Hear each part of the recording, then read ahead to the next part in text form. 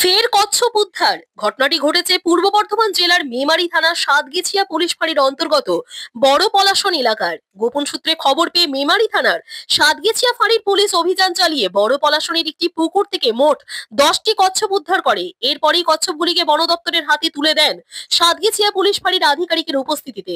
Memari Nadipur forest ডিপার্টমেন্টের আধিকারিকদের হাতে তুলে দেওয়া হয় কচ্ছপগুলোকে। করেছেন এনারা সেই হরিদিকে আমরা এখানে এসেছি।